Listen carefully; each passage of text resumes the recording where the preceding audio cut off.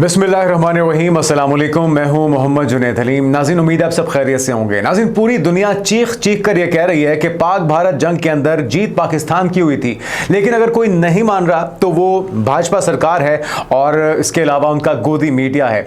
लेकिन इस प्रोपेगेंडे को, इस झूठ को एक बार फिर से एक्सपोज किया है उनके अपने तज्जियाकारों ने। प्रवीण स्वाने की तरफ से किस तरह से एक्सपोज किया गया मोदी सरकार के झूठ और प्रोपेगेंडा पे मबनी सियासत को और बयानिए को, ये उन्हीं की जुबानी कुछ देर में आपको सुनाएंगे और फिर इसका एक सबूत भी देंगे कि पूरी दुनिया के साथ साथ अब रोमानियन फोर्सेस भी पाकिस्तानी फोर्सेस से, एयर फोर्स से इस्तेफादा करना चाहती हैं। और पाकिस्तानी एयर चीफ वहां पर दौरे पर मौजूद थे और इस मौके पर क्या उनकी गुफ्तगू हुई है और क्या डेवलपमेंट हुई है, क्या दरख्वास्त की गई है और किस तरह से पाकिस्तान रोमानिया के दरमियान डिफेंस जो ताउन है उसको मजीद बढ़ाया जा रहा है, इसका अहवाल भी आपके साथ शेयर करते हैं। और आपको यह भी बताएंगे कि किस तरह से सेकुलर इंडिया का जो दावा है वो जिंदा दरगोर कर दिया है योगी आदित्यनाथ ने। यूपी के वो वजीर आला है और 7 साला तकरीबात के मौके पे उन्होंने अपनी नफरत और तासुब का एक इतना बड़ा मुजाहरा किया है कि पूरी दुनिया इससे हैरान है। वहां पर हलाल फूड पे उन्होंने मुकम्मल तौर पे उत्तर प्रदेश में पाबंदी आयद कर दी है। हाँ, गाव डंग हो या फिर काव यूरिन हो, उसका इस्तेमाल आप खुद के कर सकते हैं, यानी कि गाव मूत्र को आप पीजिए, आप अपने ऊपर लगाइए, उस पर कोई पाबंदी नहीं है। लेकिन हलाल फूड के ऊपर उनको बड़ी तकलीफ है और इसी वजह से उसके ऊपर पाबंदी लगा दी है। तो इस खबर का अहवाल भी आपके साथ शेयर करते हैं। कुछ और भी डेवलपमेंट्स हैं नाज़रीन, और बहुत ही अहम डेवलपमेंट्स हैं, जिसमें एक तो पाक फौज ने एक बार फिर से दुश्मन को खबरदार किया है किसी मिस एडवेंचर से कोई और शरारत हुई तो किस तरह का खतरनाक और मुंह तोड़ जवाब दिया जाएगा, यह बताया गया है DJI SPR की तरफ से। और नाज़रीन, कुछ विजुअल्स आए हैं चाइना के स्टेल्थ बॉम्बर तैयारे के, जिसने सबको हैरान कर दिया है, किन खुसूसियात का हामिल है और कब तक ये मंजर आम पर आएगा, ये आपके साथ शेयर करेंगे। और फिर आपको यह भी बताएंगे कि पाकिस्तान को इंतहाई मतलूब एक एजेंट था जो कि अफगानिस्तान में मुर्दा पाया गया है, यह किस तरह से मुमकिन हुआ, इसका अहवाल आपके साथ शेयर करेंगे। और आपको बताएंगे कि ऐसे मौके पे कि जब पाक अफगान ताउन बढ़ने जा रहा था,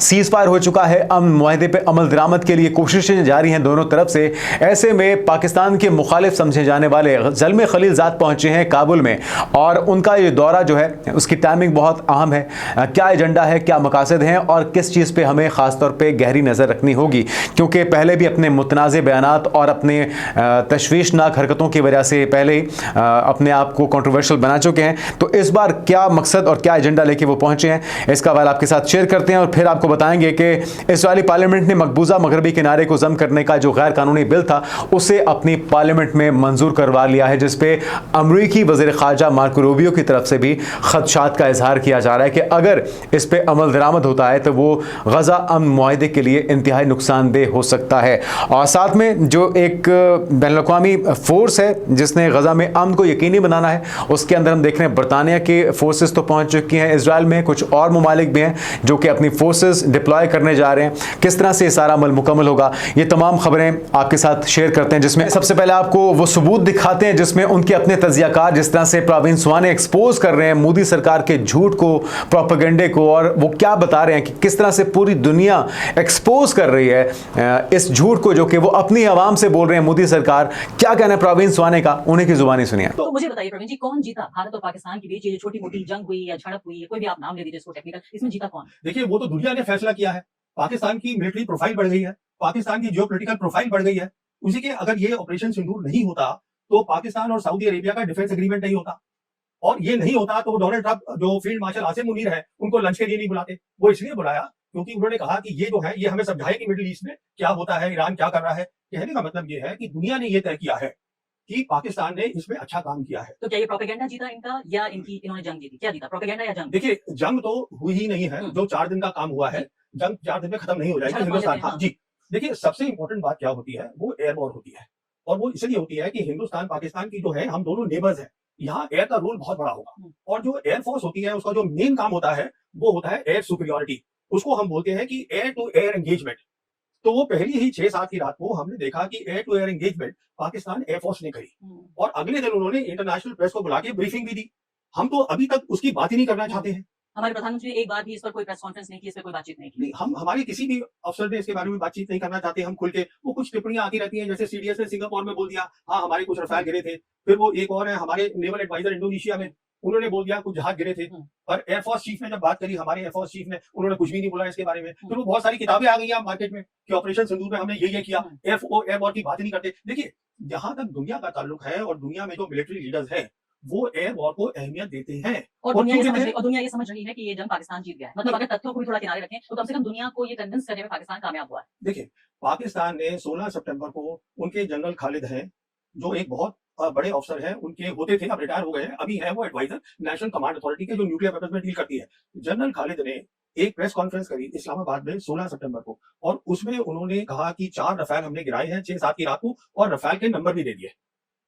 उन्होंने अपनी तरफ से एविडेंस दे दिया, पर हमने उसके ऊपर कोई बात नहीं करी। फिर उनके जो प्रधानमंत्री हैं, वो उन्होंने यूएन में बोला कि हमने 7 हवाई जहाज गिरा दिए हैं, और साथ ही डोनाल्ड ट्रंप भी बोल रहे हैं, पर हम उसकी बात नहीं कर रहे हैं। तो सवाल ये है, हमें अपनी पोजीशन क्लियर करनी चाहिए, और हम वो कह नहीं। तो नाज़रीन, आपने गुफ्तगू सुनी है प्रवीण सोनी की। वो कहते हैं कि जी अगर पाकिस्तान ये जंग ना जीता होता तो फिर फील्ड मार्शल आसिम मुनीर को 2 से 3 बार डोनाल्ड ट्रंप बुलाकर मिलते नहीं।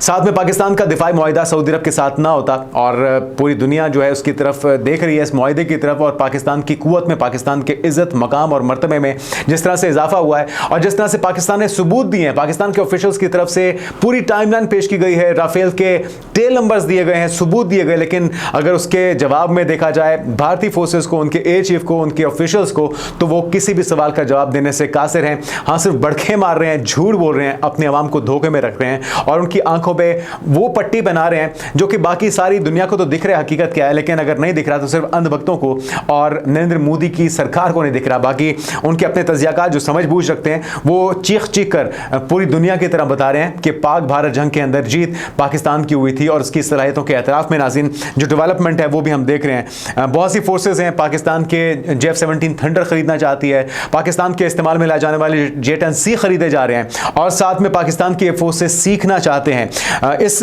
खबर का या इस गुफ्तगू का जो सबूत है वो अगली खबर में आपके साथ शेयर कर देते हैं, और उसका सबूत यह है कि पाक फिजाए के सरबराह air chief marshal Zaheer Babar Sidhu पहुंचे रोमानिया, और वहां पर उनकी मुलाकात हुई है उनके रोमानिया के फिजाए के सरबराह लेफ्टिनेंट जनरल लियोनार्ड गैब्रियल बारबोई से।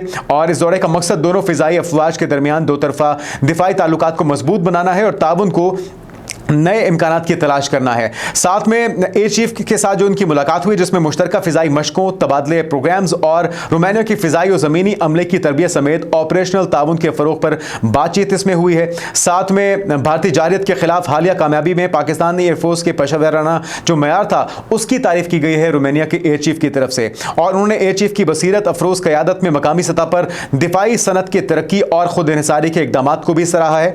और air chief marshal Zaheer Babar Sidhu का यह दौरा पाकिस्तान रोमानिया के माबैन फौजी ताल्लुकात में एक अहम संग मील करार दिया जा रहा है, और साथ ही तेजी से बदलते हुए सिक्योरिटी माहौल में अमन, तरक्की और अस्करी ताउन के लिए दोनों ममालिक के दरीना अज़्म को भी उजागर करता है। तो नाज़रीन, ये है वह सबूत जिसे पाकिस्तान की सलाहियतों का एतराफ़ करते हुए पूरी दुनिया की जो फोर्सेज हैं वो पाकिस्तान से सीखना चाहती हैं। पाकिस्तान की जो इस्तेमाल करदा तकनीक है, जो सलाहियतें हैं, जो एक्सपर्टीज़ हैं, उससे इस्तेफादा चाहते हैं, और पाकिस्तान खुले दिल के साथ उनको वेलकम कर रहा है। आगे बढ़ते नाज़रीन, और जो सेकुलर इंडिया का दावा है उसे खुद दरगोर किया है, उसे दफन किया है भाजपा सरकार के अपने कारिंदों ने, जिसमें से एक मकरू चेहरा योगी आदित्यनाथ का भी है। वैसे तो ये अपने नफरत अंगेज इकदाम की वजह से जाने पहचाने जाते हैं, लेकिन हालिया जो इनका एक शूट आउट प्लान था, या जो एक ये दहशतगर्दों के खिलाफ एक प्लान बनाए हुए थे, उसके अंदर इनके ऊपर करोड़ों की करप्शन का इल्जाम भी लग चुका है। लेकिन मुसलमानों से नफरत का जो इस वक्त इकदाम इन्होंने उठाया उसकी माजी में तारीख नहीं मिलती।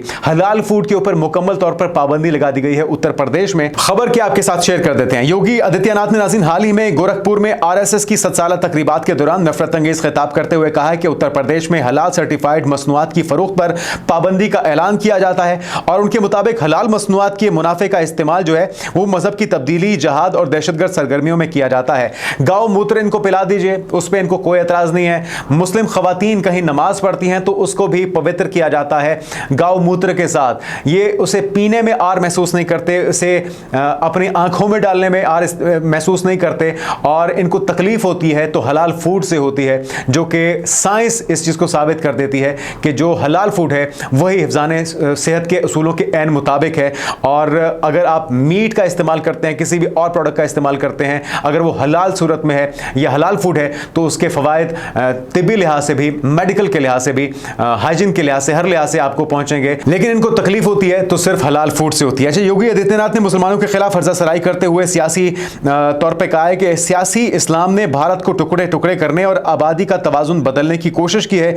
इस्लाम भारत के अमन और हमआहंगी के लिए खतरा है। योगी आदित्यनाथ के इस बयान के बाद भारत में बीजेपी के हामी मजीद बेलगाम हो गए हैं और मुसलमानों के खिलाफ तशद्दुद की एक नई लहर देखने में आ रही है। अच्छा नाज़रीन, उत्तर प्रदेश के वज़ीर आला योगी आदित्यनाथ ये वही शख्स है नाज़रीन जिसकी रियासती हुकूमत 2017 से अब तक अपनी बिल्डोजर पॉलिसी के तहत हजारों मुसलमान खानदानों के मकानात को मिसमार कर चुकी है और अब इसमें जैसे जैसे वक्त गुजर रहा है मजीद शिद्दत और नफरत का इजहार किया जा रहा है। और हम देख रहे हैं कि यूपी हो या बिहार हो, इंतखाबात से पहले मुसलमानों के खिलाफ नफरत का जो कार्ड है उसे इस्तेमाल किया जा रहा है और मजीद आग भड़काई जा रही है।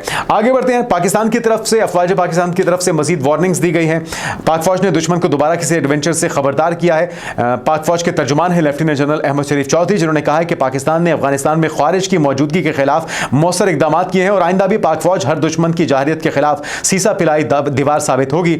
और साथ ही ये जो उनकी गुफ्तगू है वो गुलाम इसा Khan institute of engineering sciences and technology का दौरा करते के दौरान हुई और उन्होंने तलबा से हालिया पाक अफगान सरहदी झड़प में मुल्की सिक्योरिटी सूरत हाल और सोशल मीडिया पर फैलने वाली गलत मालूमात के हवाले से गुफ्तगू की है और उन्होंने दुश्मन को भी वार्न किया है कि किसी मिस एडवेंचर की भूल अगर उन्होंने की तो पिछली बार से ज्यादा भयानक और मुंह तोड़ जवाब उनके लिए तैयार है।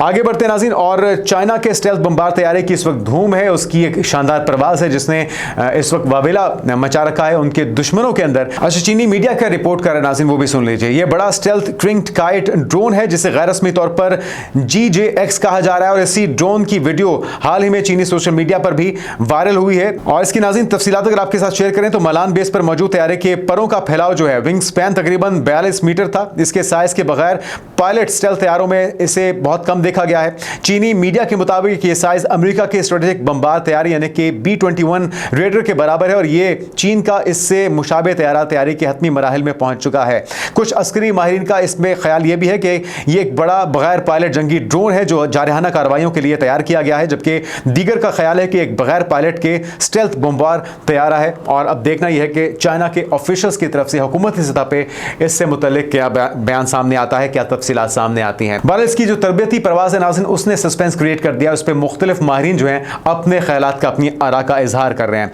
आगे बढ़ते हैं और आपको खबर देते हैं, अफगानिस्तान में पाकिस्तान को मतलूब एक इंतहाई खतरनाक दहशतगर्द की डेड बॉडी मिली है। अच्छा नाज़रीन, दावा यह किया जा रहा है कि 17 से 18 अक्टूबर की दरमियानी रात को अफगानिस्तान में इलाका था अरगोन और यहाँ पे प्रिसिशन स्ट्राइक के दौरान निशाना बनाया गया है पाकिस्तान को इंतहाई मतलूब दहशतगर्द को, जिसका नाम है हाफिज गुल बहादुर, और इसे हलाक कर दिया गया है। इसकी हलाकत ऑपरेशन ज़रबे अज़्द 2014 के बाद से बड़ी कामयाबियों में से एक करार दी जा रही है और पाकिस्तान के अजली दुश्मन के खात्मे का वाज़े सबूत है और ये वाज़े पैगाम भी है उन दुश्मनों के लिए, उन फितना ख्वारिज के कारिंदों के लिए और फितना हिंदुस्तान के कारिंदों के लिए जो पाकिस्तान के अमन को तबाह करना चाहते हैं। पाकिस्तान के अंदर कोई भी दरअंदाजी करेगा तो उसका अंजाम भी यही होगा जो कि इस शख्स का हुआ है, हाफिज गुल बहादुर का हुआ है। यह अफगानिस्तान में पनाह लिए बैठा था, छुप के दुबक के बैठा था, लेकिन वहाँ पर भी इसे हलाक कर दिया गया है और इसे ठिकाने लगा दिया गया है।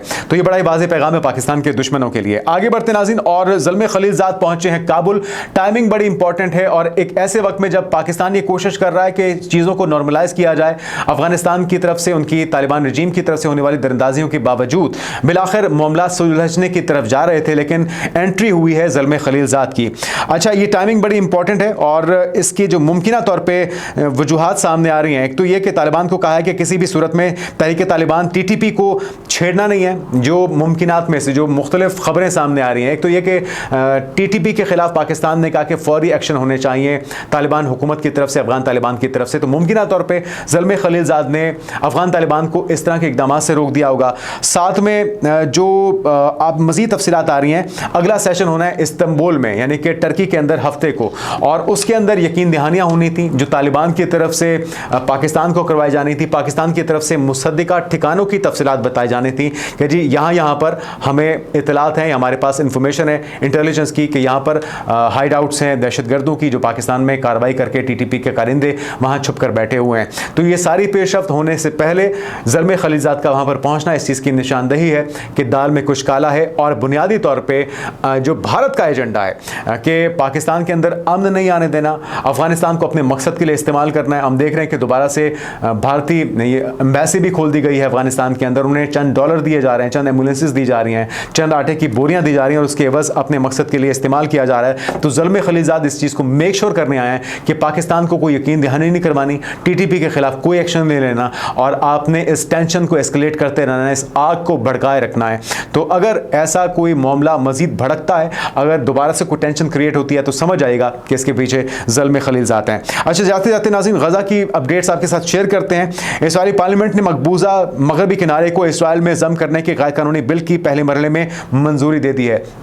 उनकी पार्लियामेंट ने इस मुतनाज़ बिल को मंजूर कर लिया है। 120 नशिस्तों पर मुश्तमिल इसराइली जो कनेसेट में बिल के हक में 25 वोट आए, जबकि मुखालफत में 24 वोट आए हैं। और साथ में बताया गया कि बिल मजीद गौर के लिए खारजा उमूर और दिफाई कमेटी के सुपुर्द कर दिया गया है, जिस पर अमरीकी वज़ीर खारजा ने तहफ़्फ़ुज़ात का इजहार किया है, क्योंकि इससे अमन मुआहिदा मुतासर हो सकता है। मार्को रूबियो ने कहा है कि मकबूजा मगरबी किनारे के इंज़माम की इसराइली पार्लियामेंट की करारदाद अमन के मुआहिदे के लिए ख़तरा है और वाज़ेह किया है कि इसराइली पार्लियामेंट के इक़दाम से अमरीकी सदर ट्रंप की कोशिशों से होने वाला जो गज़ा अमन मुआहिदा है या डील है, इसको नुकसान पहुंच सकता है। तो यकीनी तौर पे ये वायलेशन है उन मुआहिदों की, उन यकीन दहानियों की जो नेतन्याहू की तरफ से, जो इजराइल की तरफ से करवाई गई हैं। साथ में अमरीकी वज़ीर ख़ारजा मार्को रूबियो ने कहा है कि मुतादिद मुल्क गज़ा के लिए बैनुल-अक़वामी फोर्सेस में हिस्सा लेने को तैयार हैं, ताहम उन्होंने ममालिक के नाम तो नहीं बताए जिसमें बरतानवी फोर्सेस तो पहले ही पहुंच चुकी हैं और कहा यह जा रहा है कि आने वाले दिनों में मजीद फोर्सेस जिसमें अरब ममालिक और मुस्लिम फोर्सेस भी मौजूद हैं, मुस्लिम ममालिक की फोर्सेस भी मौजूद हैं, वो भी पहुंचेंगी और साथ में वहां पे अमन को यकीनी बनाया जाएगा। साथ में नाज़रीन खबर यह भी है कि 13वां रोज़ है गज़ा अमन मुआहिदे का और अब कैदियों के तबादले के बाद डेड बॉडीज़ जो थी उनके तबादले का अमल भी जारी है। लेकिन अफसोसनाक खबर यह है कि 54 जो डेड बॉडीज़ फ़लस्तीनियों की इजराइल ने हवाले की है वो तशद्दुद ज़दा हैं, उनके ऊपर बदतरीन तशद्दुद किया गया है, उनको भूखा रख के, उनको प्यासा रख के मारा गया है। और ये शर्मनाक हरकत से उन्हें फोर्सेस से तवक्को की जा सकती है जब वो जिंदा पकड़े जाने वाले फ्रीडम फ्लोटेला के लोगों के साथ गैर इंसानी सलूक करते हैं, जब उन्हें ठुड्डे मारते हैं, जब उन्हें भूखा प्यासा रखते हैं, उन पर कुत्ते छोड़ते हैं और उन्हें इजराइल का परचम चूमने पर मजबूर करते हैं, चाहे वो ग्रेटा थनबर्ग हो या दीगर एक्टिविस्ट हों। तो फिर ये वो लोग जो कि फ़लस्तीन के मासूम निहत्ते शहरी थे उनके साथ कैसा सलूक रखेंगे, उनके ऊपर किस तरह का 3rd डिग्री टॉर्चर करेंगे, ये अंदाज़ा लगाया जा सकता है। लेकिन दुनिया अब भी इस पर खामोश है। दुनिया को जागना होगा, होश के नाखून लेने होंगे, क्योंकि अब ये तय हो चुका, अक़वाम मुत्तहिदा समेत पूरी दुनिया ये सबूत अपने सामने देख चुकी है और इसे रिपोर्ट किया जा चुका है कि ये एक खुलेआम नस्लकुशी है, जिनोसाइड है, बदतरीन जंगी जराइम की खिलाफ वर्जी है और इसका इर्तिकाब नेतन्याहू सियोनी फोर्सेस कर रही हैं। अब इनका रोका जाना वक्त की ज़रूरत है, वरना ये सिलसिला रुकेगा नहीं बल्कि इसमें मज़ीद इजाफा आएगा। इसको जो बढ़ावा देने के मुताबिक होगा, चाहे अमेरिका हो या दीगर आलमी क़ुव्वतें हैं, उन्हें इसे रोकने के लिए फौरी और मौसर इक़दामात करने होंगे। आने वाले दिनों की पेशरफ़्त से आपको आगाह करते रहेंगे। अपना ख्याल रखिएगा। अल्लाह हाफ़िज़।